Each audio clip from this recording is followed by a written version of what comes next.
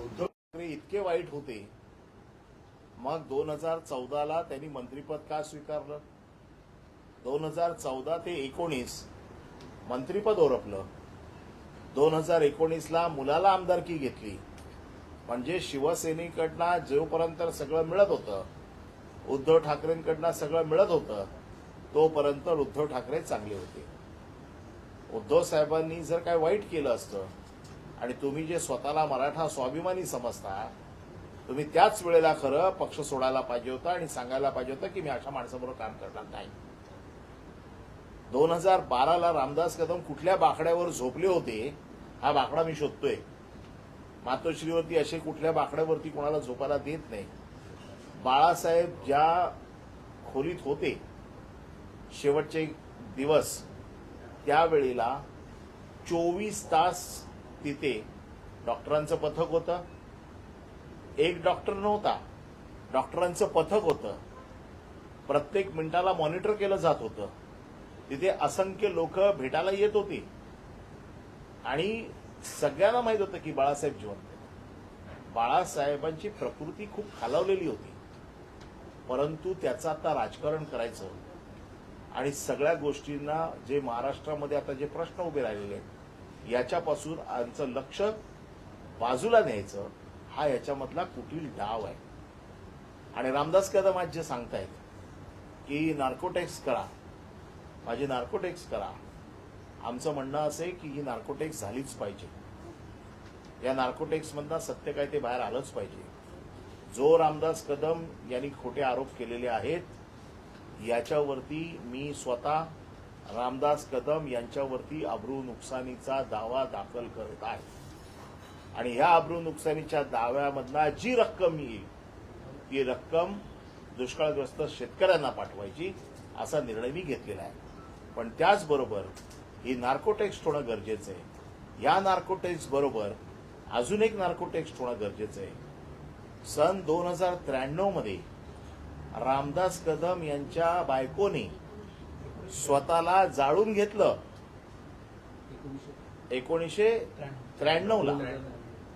1993 ला रामदास कदम यांच्या बायकोने स्वतःला जाळून घेतलं. ते जाळून घेतलं का तिला जाळलं का काय झालं हे देखील नार्कोटेक्समध्ये आलं पाहिजे.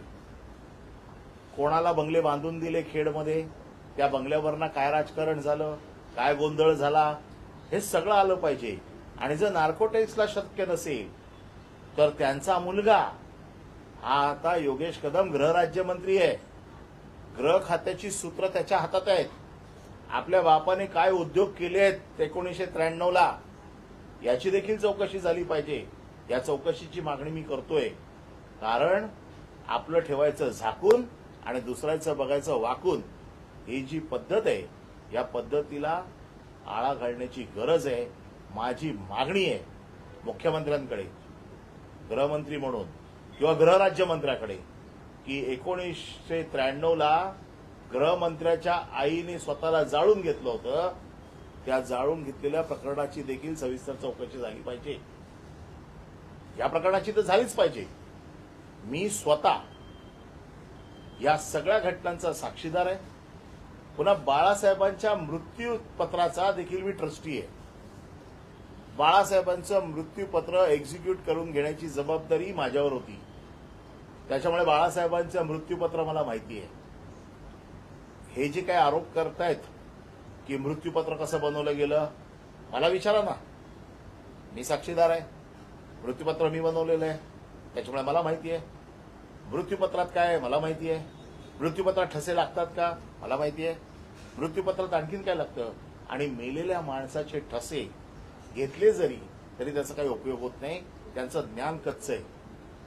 हे फक्त लोकांच्या मनात उद्धव साहेबांच्या बद्दल एक विष घालवायचं, उद्धव साहेबांच्या बद्दल मनामध्ये घृणा तयार करायची, उद्धव साहेबांच्या बद्दल असलेलं जे काही लोकांमध्ये असलेलं प्रेम हे कमी करायचं. मुंबई महानगरपालिका त्यांना माहिती आहे ते जिंकू शकत नाही. आणि मग असा कोणाला तरी पुढे करायचं, रामदास कदमला पुढे करायचं, रामदास कदमने असं बोलायचं आणि मूळ विषयापासून लक्ष दुर्लक्षित करायचं. शिशुपालाचे 100 अपराध आता झालेले आहेत.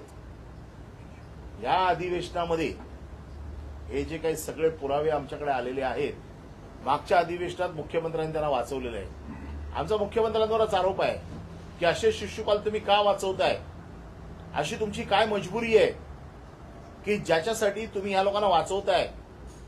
एवढे अपराध, डान्स बार चालवतायत, वाळू चोरतायत, दादागिरी करतायत, जमिनी लाटतायत. माझ्याकडे सगळी प्रकरणं आली आहेत मागच्या अधिवेशनापासून. तिथे लोक समोरून येऊन माहिती देत आहेत की यांनी कोणाकोणाच्या जमिनी ढापल्या आहेत, यांनी कोणाकोणाच्या जमिनी खाल्ल्या आहेत, कोणाकोणाला दादागिरी करून बेघर केलेलं आहे. त्यांच्या पुतण्याने आत्महत्या केली आहे. ही आत्महत्या का केली आहे याचा देखील शोध गृहराज्यमंत्री योगेश कदम यांनी घेतला पाहिजे. त्याचं देखील कारण बाहेर आलं पाहिजे. घरातले लोक आत्महत्या करतायत, कशासाठी करतायत, काय त्याचं कारण आहे, त्याच्या मुळाशी जा, त्याची चौकशी करा की काय घडलंय.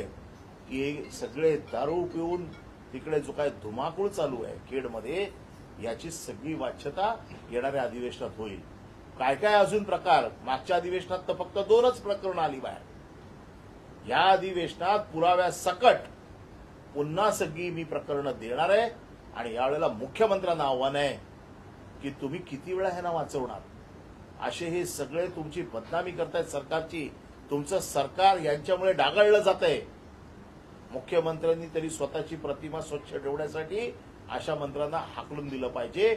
आणि हे जे असे नासके आंबे आहेत मंत्रिमंडळातले, ते काढले पाहिजे. आज गृहराज्यमंत्र्यांची ताकद तुम्ही दाखवता ना, डान्स बारवरती जाऊन रेड करताना. स्वतःच्या घरात काय चाललंय त्याची चौकशी करा. 93 साली तुझ्या आईने का आत्महत्या करायचा प्रयत्न केला, स्वतःला का जाळून घ्यायचा प्रयत्न केला, याची चौकशी कर. आणि माझं आव्हान आहे, नार्को टेस्ट ही झालीच पाहिजे. या नार्को टेस्टमध्ये बाळासाहेबांचे ठसे कोणी घेतले, का घेतले, कशासाठी घेतले, याची देखील चौकशी झाली पाहिजे. पण त्याचबरोबर 1993 साली ज्योती रामदास कदम यांनी आत्महत्या का करायचा प्रयत्न केला, स्वतःला का जाळून घ्यायचा प्रयत्न केला, जाळलं. आजही तिकडे खेडमध्ये साक्षीदार आहेत घटनेचे. वेळ पडली तर त्यांना देखील मी समोर आणू शकतो. खूप साक्षीदार आहेत आजही जे समोरून सांगतात की त्या घटनेचे आम्ही साक्षीदार आहोत. आणि म्हणून आपलं ठेवायचं झाकून आणि दुसऱ्याच्या घरात बघायचं वाकून ही प्रवृत्ती बंद करा. कारण कसं आहे की शक्यतो कोणाच्या घरात जाणं हे आमच्या संस्कृतीला पटत नाही. परंतु बाळासाहेबांसारख्या दैवताच्या मृत्यूबद्दल तुम्ही शंका व्यक्त करताय. आज डॉक्टरांची पॅनल्स तिथे होती. सगळे मुंबईतले तज्ज्ञ डॉक्टर तिकडे हजर होते. मोठ्या मोठ्या डॉक्टरांच्या समोर या सगळ्या चाचण्या होतात. आणि मृत्यू जाहीर करण्याचा अधिकार हा डॉक्टरांचा असतो. डॉक्टर जोपर्यंत सांगत नाही तोपर्यंत मृत्यू जाहीर होत नाही. आणि म्हणून ज्यावेळेला डॉक्टरांनी सांगितलं त्याच्यानंतर ताबडतोब डॉक्टरांचं पॅनल आणि शिवसेनेचे नेते बाहेर गेले आणि त्यांनी सांगितलं की बाळासाहेबांचा मृत्यू झालेला आहे. हे खोटं सांगतायत. आणि म्हणून आम्ही अब्रू नुकसानीचा दावा आता दाखल करतोय. या अब्रू नुकसानीच्या दाव्यात कोण डॉक्टर आहेत हे डॉक्टर समोर आलेच पाहिजेत. या डॉक्टरांची कोणत्या डॉक्टरांनी, त्याची काय व्हॅलिडिटी आहे त्या डॉक्टरची, त्याला कुठला अधिकार आहे, खरोखर तो डॉक्टर आहे की नाही, या सगळ्या गोष्टींची तपासणी होईल. मी त्यांना कायदेशीर कोर्टात खेचत आहे. कायदेशीर उत्तरं त्यांच्याकडनं मागवणार आहे. त्याच्यामध्ये 100% त्यांना माफी मागावीच लागेल. माफी मागितली नाही तर कोर्टाच्या कारवाईला त्यांना सामोरं जावं लागेल. पण माझी आज मागणी आहे, मुख्यमंत्र्यांकडे मागणी आहे किंवा त्यांचा मुलगा जो गृहराज्यमंत्री आहे त्याच्याकडे मागणी आहे की ही नार्को टेस्ट कराच. पण या नार्को टेस्टमध्ये माझ्या स्वतःच्या आईला का जाळलं किंवा तिने स्वतः का जाळून घेतलं याची देखील नार्को टेस्ट झाली पाहिजे. त्याच्या बाबतीत देखील लोकांच्या मनात शंका आहेत, त्या शंका दूर झाल्या पाहिजे. या संदर्भात ते म्हणतात की मला जाहीर करावं लागलं की बाळासाहेबांचा मृत्यू झालेला आहे, त्यांचा दावा आहे. ते कोण आहे? ते नेते होते. ज्यावेळेला सगळे नेते गेले त्यावेळेला असं ठरलं बाळासाहेबांचा मृत्यू झालेला आहे हे जेव्हा डॉक्टरांनी सांगितलं त्यावेळेला शिवसेनेचे नेते, त्याच्यामध्ये सुभाष देसाई होते, त्याच्यामध्ये संजय राऊत होते, त्याच्यामध्ये रामदास कदम होते, त्याच्यामध्ये दिवाकर रावते होते, आम्ही सगळे होतो, मी देखील होतो त्याच्यामध्ये. आम्ही सगळे प्रेसच्या समोर गेलो. मातोश्रीच्या गेटवरती तमाम गर्दी होती. लोकांमध्ये ही गोष्ट कळावी याच्यासाठी डॉक्टरांचं पथक आणि शिवसेनेचे नेते हे सगळे गेले आणि सगळ्यांनी मिळून तिकडे सांगितलं. हे कोण सांगणार आहे?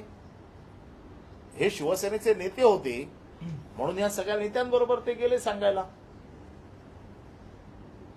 त्यामुळे हा जो काही आरोप केलेला आहे या आरोपाची पुष्टी किंवा या आरोपाचा उघड झालाच पाहिजे. याच्या बाबतीमधलं सत्य बाहेरच आलं पाहिजे. किती कोटींचा दावा नार्कोटेस्टला तयार आहे का? म्हणजे त्यांनी उद्धव ठाकरेंची आणि त्यांची स्वतःची नार्कोटेस्ट करा असं म्हटलेलं आहे. आमची पुन्हा सांगतोय, मी शिवसेनेची अधिकृत भूमिका सांगतोय, दोघांचीही नार्कोटेस्ट करा. पण त्याच नार्कोटेस्टमध्ये माझा आता आक्षेप असा आहे, जसं रामदास कदमने सांगितलं तर नार्कोटिक्स करा. मग मी आता शिवसेनेचा आमदार म्हणून सांगतोय की 1993 साली ज्योती रामदास कदम यांनी स्वतःला जाळून घेण्याचा प्रयत्न केला का त्यांना जाळण्याचा प्रयत्न केला याची देखील नार्कोटेस्टची मागणी मी करतोय. मुख्यमंत्र्यांनी ह्या सगळ्या नार्कोटेस्ट मान्य कराव्यात. परब साहेब, रामदास कदमजी म्हणाले की 2 दिवस पार्थिव मातोश्रीत होतं आणि दुसरं हाताचे ठसे घेतले गेले. तर हे नेमकं काय प्रकरण आहे? असं काही घडलं आहे का? 100% खोट आहे. मला एक गोष्ट सांगा की बाळासाहेबांना भेटायला असंख्य गर्दी होती. बाळासाहेबांना भेटायला असंख्य लोकांची गर्दी होती. तुम्ही सगळे प्रेसवाले आहात. कुठलीही बॉडी 2 दिवस अशी ठेवता येते का?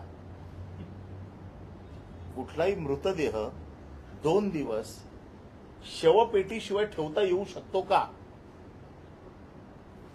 रामदास कदमचं अक्कल गुडघ्यात आहे. त्याला जे काय कोणी सांगितलंय ना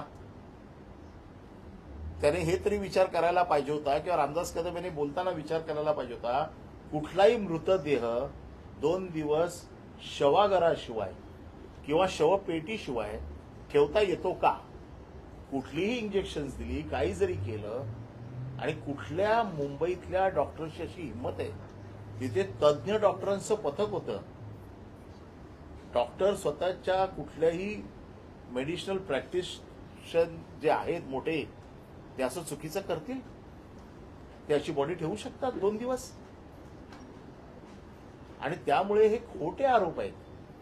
आणि रामदास कदम जे म्हणतायत ना, तुम्हाला माहिती आहे बाळासाहेब हयात असताना बाळासाहेबांनी स्वतःचे मोल्ड बनवले होते. आपल्याला माहिती आहे हे मोल्ड.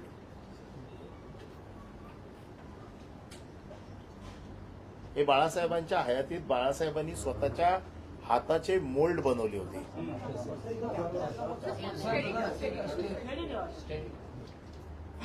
आणि हे मोल्ड कुठे ठेवले ते माहित आहेत का? आपल्याला माहित असेल, सहाराचं जे स्टेडियम झालं अंधेरीला सगळ्या क्रिकेट प्लेयर्सचं, त्यावेळेला हे मोल्ड तिकडे बनवले होते बाळासाहेबांच्या हयातीत.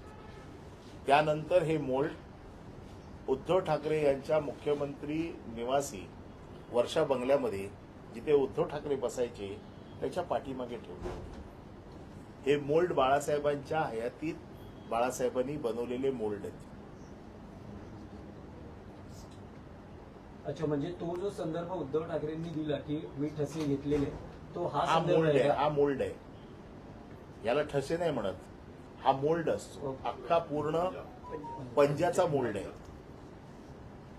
रामदास कदम याचं शिक्षण थोडं कमी आहे मोल्ड आणि ठशामधला. आणि रामदास कदम यांचा आरोप आहे की बाळासाहेब गेल्याच्या नंतर त्यांचे ठसे घेतले. बाळासाहेब गेल्याच्या नंतर ठसे घेतले हा त्यांचा आरोप आहे. असे कुठले ठसे घेतले असेल, त्याचा उपयोग काय झाला, अशा ठशांचा काय उपयोग होतो? ते म्हणतात स्विस बँकेतून पैसा करण्यासाठी. स्विस बँकेची पद्धत रामदास कदमला माहिती आहे का? रामदास कदमचं अकाउंट आहे का तिकडे स्विस बँकेत? की अशा प्रकारचे ठसे घेऊन स्विस बँकेतनं पैसे येतात?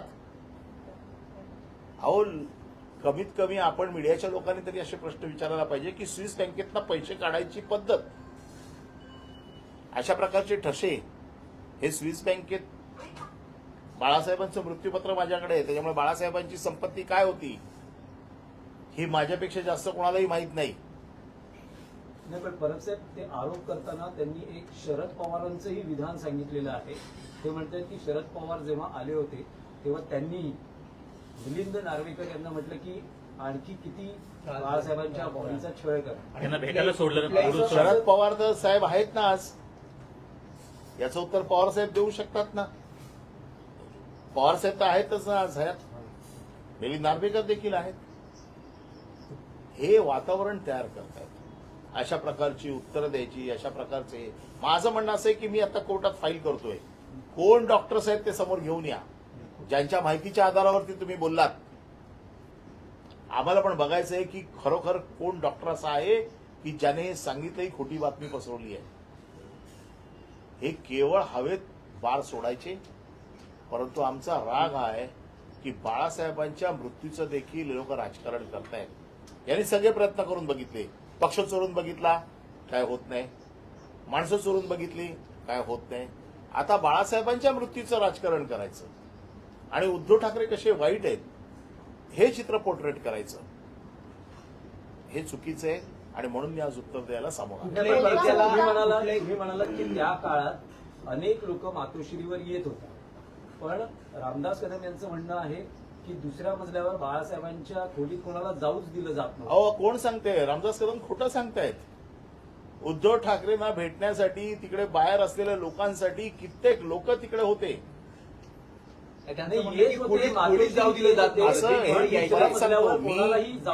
मी या गोष्टीचा साक्षीदार आहे, कारण मी तिथे स्वतः होतो. तिथे बाळासाहेबांना भेटायला असंख्य लोक येत होते. वरती जाऊ दिलं जात नव्हतं का वरती जाऊ दिलं नव्हतं? वरती सतत लोक येत होते.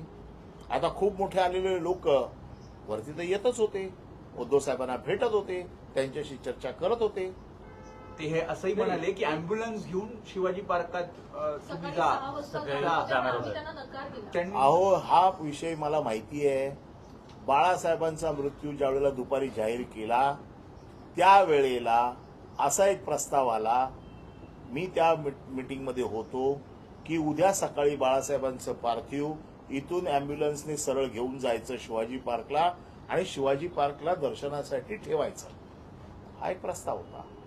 परंतु काही वेळाने असं ठरलं की प्रचंड मोठ्या प्रमाणात गर्दी होणार आहे, त्याच्यामुळे इथून अँब्युलन्स तिथे पोहोचेपर्यंत वेळ लागेल, त्याच्यापेक्षा सरळ इथूनच अंत्ययात्रा सुरू करू, आणि तो तसा निर्णय झालेला आहे. हे रामदास कदम हा काही एकमेव शिवसेनेचा नेता त्यावेळेला नव्हता. तिथे सगळे जे शिवसेनेचे नेते होते ते सगळे नेते मिळून निर्णय घेत होते. एक एक आता फक्त त्यांच्या सोयीच्या गोष्टी ते फक्त सांगतायत. परंतु हा निर्णय त्यावेळेला असा होता की अँब्युलन्सने बाळासाहेबांना शिवाजी पार्कला न्यायचं आणि तिथे त्यांचं पार्थिव अंतिम दर्शनाला ठेवायचं.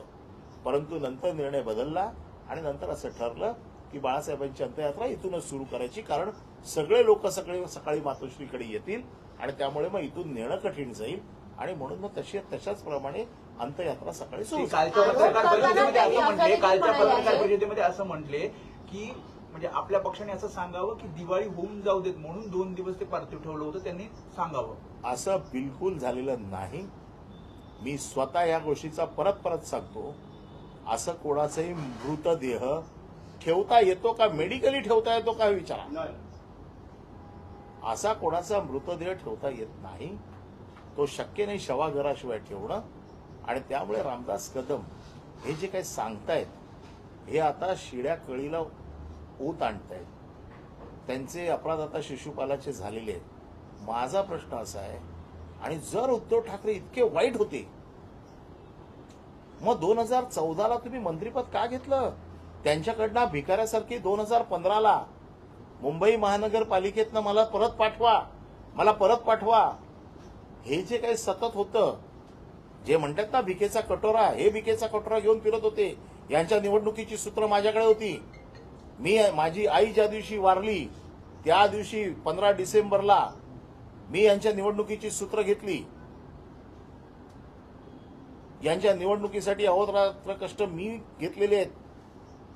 आणि मग त्यावेळेला मी बघितलेलं ना उद्धव ठाकरेंच्या मागे कसे फिरत होते ते. आज केवळ त्यांच्या मनासारखं झालं नाही, त्यांना मंत्रिपद मिळालं नाही म्हणून उद्धव ठाकरे वाईट, ही जी काही भूमिका आहे, आणि मनासारखं होत नाही तर पक्ष वाईट.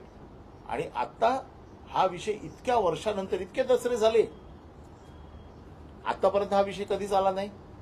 नेमका मुंबई महानगरपालिका आता येते, स्थानिक स्वराज्य संस्थांच्या निवडणुका येत आहेत, अशा वेळेला नेमका विषय का, हे आता लोकांचं लक्ष विचलित करायचं. अतिवृष्टी चालू आहे, मदत मिळत नाही शेतकऱ्यांना, शेतकरी हवाल दिलाय, अशा वेळेला शेतकऱ्यांच्या या सगळ्या प्रश्नांपासून लक्ष बघा, सध्या 2 दिवस हेच चाललंय. आणि अशा प्रकारचे विषय बाहेर काढून लोकांचं लक्ष विचलित करायचा डाव आहे. आरोप करता ते हे देखील म्हणाले, योगेश कदम परत सर, किती कोटींचा दावा तुम्ही रामदास कदम यांच्यावरती करणार? तुम्ही तो किती कोटींचा किती कोटींचा दावा? नाही, त्याची तर तशी मार्केटमध्ये काहीच व्हॅल्यू नाहीये. जो भाडं खाऊन पैसे कमवतो त्याच्यावरती कोटीचा दावा करण्याची त्याची लायकी नाहीये. अवे भाड्याचे पैसे आहेत त्याच्याकडे. उद्या दलालीचे पैसे ज्या माणसाकडे आहेत ते शेतकरी पण घेणार नाहीत, परंतु जी काय कोर्ट शिक्षा सुनवेल आणि कोर्ट त्याचं मूल्यमापन करेल, आम्ही कोर्टावर सोडून देऊ, कारण आमच्या लेखी त्यांची किंमत शून्य आहे. कारण जे दलालीचे पैसे खातात अशा लोकांकडनं आम्ही तरी पैशाची अपेक्षा करत नाही, पण कोर्टाने जो काय दंड लावेल त्या दंडाचे पैसे शेतकऱ्यांना जाऊ देत. आम्ही त्याची किंमत सांगणार नाही, कारण आमच्या लेखी त्याची किंमत शून्य आहे. नाही, पण परब साहेब, यात एक मुद्दा असा होतो की बाळासाहेबांच्या मृत्यूपत्राविषयी अनेकदा संशय उपस्थित केला जातो. यापूर्वी खुद्द उद्धव ठाकरेंचे मोठे बंधू जयदेव यांनी या मृत्यूपत्राला कोर्टात चॅलेंज केलं होतं. त्या प्रकरणात मग नंतर काय सेटलमेंट झालं, कारण काय पुढे ते प्रकरण गेलंच नाही. काही वेळा सुनावणी झाली आणि नंतर त्यातल्या सगळ्या बातम्या निघून गेल्या. आता रामदास कदम या बिलवर प्रश्न उपस्थित करतात, तुम्ही ट्रस्टी आहात, तर असं का हे मृत्यूपत्र संशयाच्या घेऱ्यात येते? बाळासाहेबांचं मृत्यूपत्र मी बनवलेलं आहे, मी त्याचा ट्रस्टी आहे. माझं आव्हान आहे, जयदेव ठाकरे यांनी कोर्टात त्याला आव्हान दिलं. त्या आव्हानामध्ये जवळजवळ 5-6 वर्ष त्यांनी केस चालवली. जेव्हा त्यांच्या लक्षात आलं की याच्यात काहीच होत नाहीये, त्यावेळेला त्यांनी आपला दावा मागे घेतला. आजही रामदास कदम यांना शंका आहे ना, त्यांनी कोर्टात जावं. माझं आव्हान आहे, मृत्यूपत्राबद्दल कोणाला शंका असेल तर त्याला कोर्ट आहे, कोर्टातनं न्याय मिळू शकतो, दाद मागू शकतो.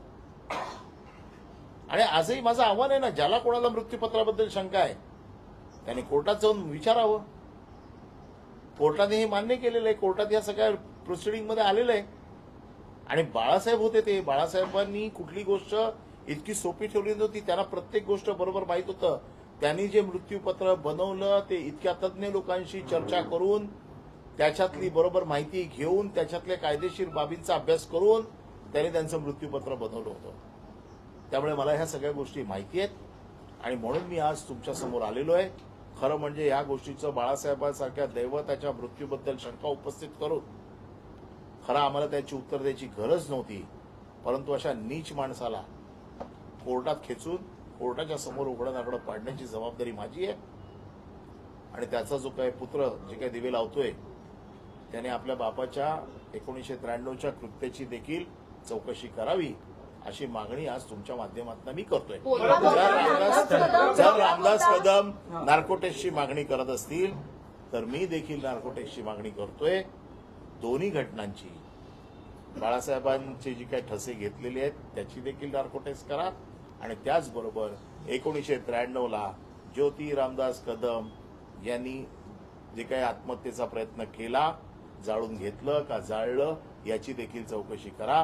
गृहराज्यमंत्री योगेश कदम, तुम्ही या राज्याचे गृहराज्यमंत्री आहात, तुम्हाला अधिकार आहे, तुम्ही देखील चौकशीचे आदेश देऊ शकता. बोलता बोलता ते बोलले की योगेश कदम माझ्या म्हटलेलं आहे. मुलाच्या मागे तुम्ही लागलात, माझ्या मुलाचं मंत्रीपद जाण्याची वाट तुम्ही बघाल, हे ते बोलता बोलता बोलून गेले. तुम्ही वारंवार त्यांच्या अहो, अशी मुलाबद्दल आरोप करता. पोरींना नाचवून जो मंत्री पैसे खातोय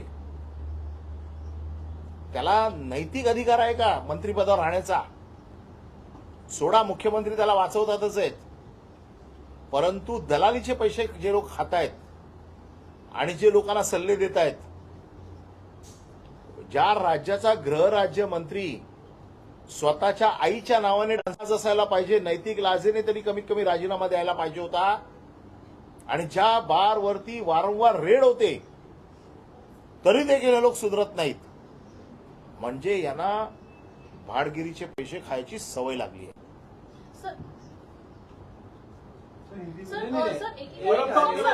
नितेश राणेंनीही म्हटलं आहे काल याच सगळ्या विषयावर नितेश राणेंनी म्हटलं की स्वित्झर्लंडहून कोण येणार होतं, 2 दिवस का थांबले, ते नेमकं काय आहे? नितेश राणेंनी कोण येणार स्वित्झर्लंडवरनं त्याची माहिती द्यावी ना. त्याचे कोण पाहुणे आहेत का स्वित्झर्लंडमध्ये जे येणार होते? त्याचे कोण नातेवाईक त्याला माहिती आहेत का की कोण येणार होते? माझं म्हणणं असं आहे की या प्रकरणात ज्याला माहिती आहे त्याने कोर्टात यावं, सांगावं, त्याने विरोधात जाऊन दाखल करावं आणि कायदेशीर मार्गाने ही माहिती घ्यावी ना. केवळ आरोपाचे बाण सोडायचे आणि लोकांचं लक्ष विचलित करायचं, असं करण्यापेक्षा तुम्ही ॲफिडेव्हिटवरती लिहून द्या, कोर्टात जा आणि सांगा की ही माणसं येणार होती, यांची ही तिकीट आहेत, हे या पॅकेजशी संबंधित आहेत, काय असेल ते तुमच्याकडे माहिती तुम्ही द्या ना. आणि बाळासाहेबांच्या मृत्यूबद्दल जर नितेश राणेला शंका असेल तर त्याने कोर्टात जावं. सर एकीकडे राज ठाकरे उद्धव ठाकरे एकत्र या संदर्भात चर्चा सुरू आहे, तर दुसरीकडे अशा पद्धतीनं एक इमोशनल पार पुन्हा एकदा उघडण्यात आले. मला वाटते स्थानिक स्वराज्य संस्थांच्या निवडणुकीच्या पार्श्वभूमीवर हा मुद्दा उपस्थित करण्यात आला. स्थानिक स्वराज्य संस्थांच्या निवडणुका आल्या आहेत आत्ता आणि त्याच तोंडावरती हा मुद्दा येतोय. बाळासाहेबांना जाऊन आज 16 वर्ष झाली, 14 वर्ष झाली. 14 वर्षामध्ये हा मुद्दा कधी आला नाही, हा मुद्दा आता येतोय. म्हणजे निवडणुकींच्या तोंडावरती असे मुद्दे घेऊन यायचे, उद्धव ठाकरेंना बदनाम करायचं, ही त्याच्या मागची रणनीती आहे. राज ठाकरे उद्धव ठाकरे एकत्र आले तर आपला सुपडा साफ होईल, ही भीती आहे त्यांच्या मनात. आणि ह्या भीतीच्या पाठी हे सगळं चालू आहे असं आमचं म्हणणं आहे. बल्लभ साहब, हिंदी में आप बताएं, 13 साल के बाद क्या जरूरत पड़ी अचानक बाला साहब ठाकरे के इस संगीन मामले को उजागर करने की या उस पर आरोप लगाने की? हमने शुरुआत में ये कहा है कि ये जो हरकत उन्होंने की है इसको हमारे मराठी में नीचपना कहते हैं. इसलिए क्योंकि बाला साहब को हम हमारे दैवत मानते हैं और उनके मृत्यु के बारे में आज 13-14 साल के बाद में सवाल उठाना ये राजनीति का भाग है. स्थानीय स्वराज्य संस्थान की इलेक्शन आ रही है. इस इलेक्शन में उनको मालूम है कि अपना सुपड़ा साफ होने वाला है और इसलिए ऐसे इशू को आगे लाके लोगों का ध्यान जो बेसिक इश्यूज हैं, आज आपको मालूम है जो किसान जो आज उनकी जो हालत है वो इतनी खराब है, उनको गवर्नमेंट कोई मदद नहीं दे रही है, उनके बारे में कुछ सोच नहीं रही है. ऐसे सब इशू को छोड़ के मेन इशू से लोगों का ध्यान दूसरी तरफ जाना चाहिए, इसलिए ये उठाया हुआ मुद्दा है. रामदास कदम इन्होंने जो मुद्दा उठाया है तो मेरा यही कहना है, मैं इसलिए आज इसको जवाब दे रहा हूं क्योंकि मैं इस विभाग का विभाग प्रमुख हूं, मैं शिवसेना नेता भी हूं और मैं बाला साहब के विल का एग्जीक्यूटर भी हूं. तो इस बारे में सबसे अच्छी जानकारी मेरे अलावा किसी को नहीं है. मैं वहां पर 24 घंटे वहां पर मौजूद था. ये सब जो इंसिडेंट्स जो हुआ, बाला साहब जाने से पहले भी कुछ दिन से मैं वहीं पर था और मैं ये जानता था वहां पर आने वाले लोगों की संख्या भारी मात्रा में थी. वहां पर डॉक्टरों का पूरा पैनल था, एक डॉक्टर नहीं था, डॉक्टरों का पैनल था. और जब तक डॉक्टरों का पैनल ये डिसाइड नहीं करता है और ये डिक्लेयर नहीं करता है कि बाला साहब की मृत्यु हो गई है, दूसरे किसी को ये अधिकार नहीं है कि उनकी मृत्यु हो गई है ये बताने की. उसके बावजूद भी एक मुद्दा ऐसे आता है कि कोई भी बॉडी बिना मॉर्चुरी के या बिना शवपेटी के 2 दिन रह सकती है क्या, रख सकते हैं क्या? इतना बेसिक तो नॉलेज होना चाहिए. तो ये बेसिक नॉलेज भी नहीं है, लेकिन जानबूझ के ये सब कहा जा रहा है। आज रामदास कदम ने कहा है कि मेरी नार्को टेस्ट करो, हम भी चाहते हैं कि इसकी नार्को टेस्ट होनी चाहिए। बाला साहब के मृत्यु के बारे में अगर कोई शंका ले रहा है तो कि महाराष्ट्र के मन में कोई शंका नहीं होनी चाहिए, ये नार्को टेस्ट होनी ही चाहिए। लेकिन मेरी शिवसेना की तरफ से आज और एक नार्को टेस्ट की मांग है। 1993 में ज्योति रामदास कदम इन्होंने खुद को जलाने की कोशिश की थी, आत्महत्या करने की कोशिश की थी। यह आत्महत्या थी या उनको जलाया गया? खेड़ में किस किस के बंगले बन गए, कौन से झगड़े में ये सब हुआ, और इसको जलाया या जला के लिया, इसकी भी नार्को टेस्ट होनी चाहिए। अगर वो नार्को टेस्ट नहीं होती है तो मेरी दूसरी मांग है कि ज्योति रामदास कदम के बेटे योगेश रामदास कदम ये महाराष्ट्र राज्य के गृह राज्य मंत्री है। आज पुलिस उनके हाथ में है। आज पुलिस को आदेश देके इस घटना की भी चौकसी होनी चाहिए। अगर बाला साहब के मृत्यु की चौकसी की मांग होती है तो मुझे लगता है कि इस घटना की भी चौकसी की मांग होनी चाहिए। उनके भाई के लड़के ने एक आत्महत्या की है, उसकी भी मांग होनी चाहिए कि ये आत्महत्या की हुई है।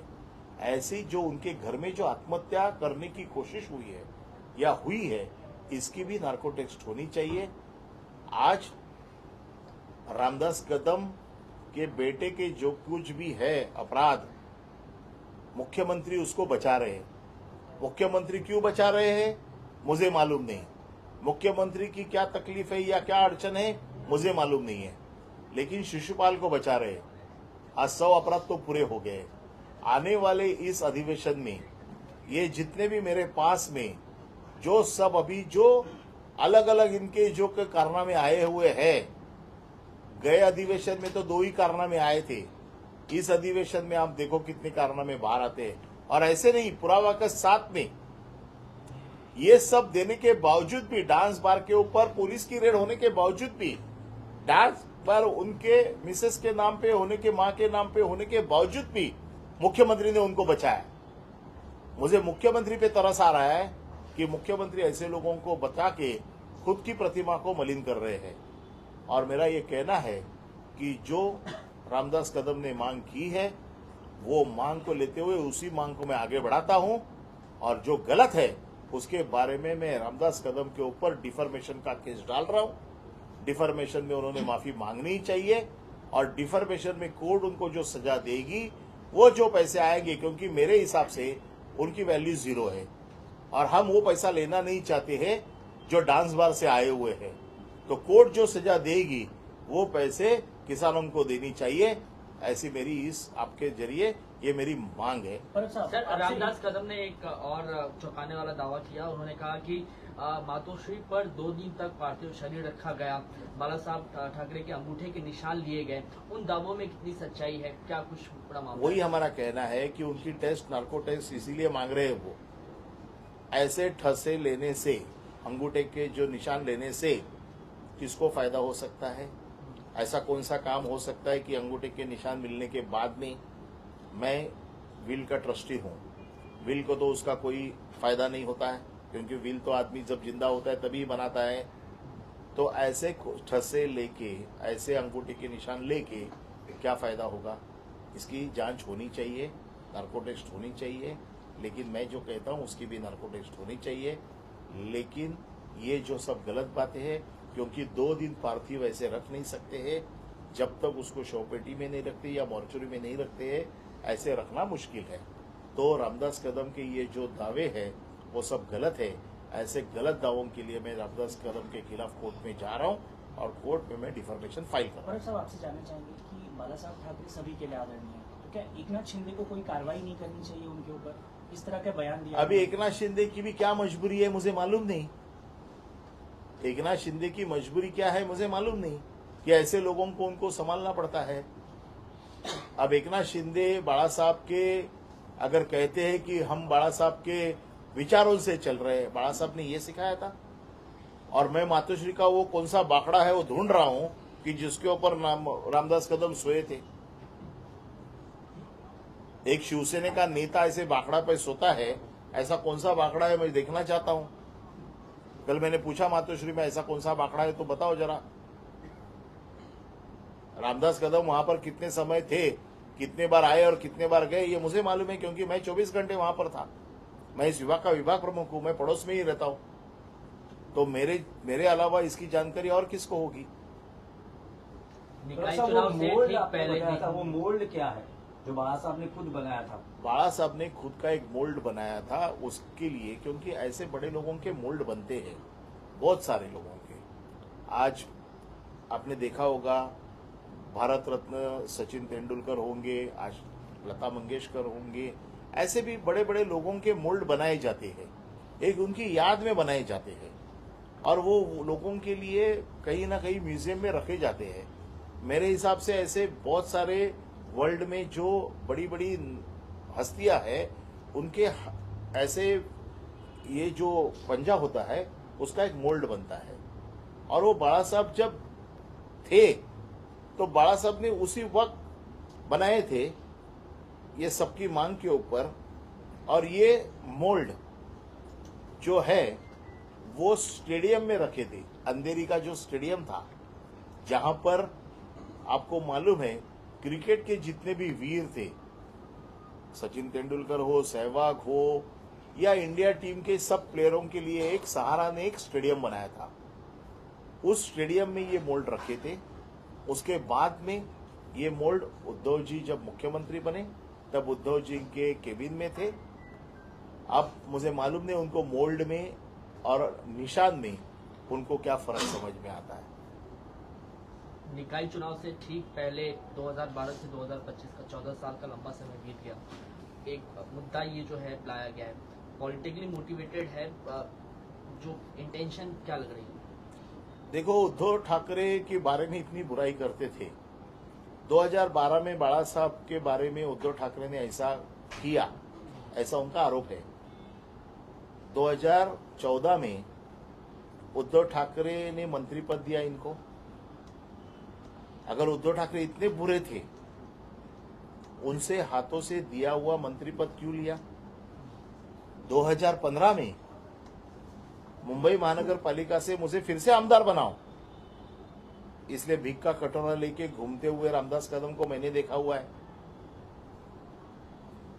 2019 में अभी मुझे कुछ नहीं चाहिए, मेरे बेटे को आमदार बनाओ, ये कहते हुए भी मैंने देखा है। तब उद्धव ठाकरे बहुत अच्छे थे। उद्धव ठाकरे के बारे के जो बयान उस वक्त के हैं आज भी है। तो 2014 में उद्धव ठाकरे बहुत अच्छे थे, 2019 तक उद्धव ठाकरे बहुत अच्छे थे, 2022 के पहले उद्धव ठाकरे बहुत अच्छे थे और 2012 में उद्धव ठाकरे खराब थे। कम से कम थोड़ा सोचना चाहिए कि हम क्या बोल रहे हैं, हमारे बोलने के क्या नतीजे निकलेंगे। लेकिन जिसकी घुटने में अक्ल है उसके बारे में ज्यादा नहीं कहा तो ज्यादा बेटर है। सर, क्या पार्टी को कार्रवाई करनी चाहिए उनकी? क्या पार्टी से निकाला जाना चाहिए? उनकी पार्टी से मैं कोई कार्रवाई की अपेक्षा करता नहीं हूं, क्योंकि सभी ऐसी तरह के लोग वहां पर जमा हुए हैं। वो गैंग ऑफ वसेपुर हो गई है। नितेश राणे का भी एक वाकया चर्चा में है, स्विट्जरलैंड की कहानी बता रहे हैं सर, वो मामला क्या जरा बताएं। नहीं, मुझे मामला मालूम नहीं। नितेश राणे को वो अगर बयान मालूम दिया है है कि वो तो नितेश राणे को जो चीज मालूम है उसने आके कहना चाहिए। उसने बाला साहब के ऊपर एक पिटीशन फाइल करना चाहिए, कोर्ट में जाना चाहिए और मांग करनी चाहिए कि ऐसे ऐसे मेरी जानकारी है, स्विट्जरलैंड से लोग आने वाले थे, मुझे वो सब लोग मालूम है और ऐसा ऐसा बाला साहब का अकाउंट है, उसमें इतने पैसे हैं। अगर नितेश राणे को मालूम है तो नितेश राणे ने बताना चाहिए। Thank you sir. Thank you.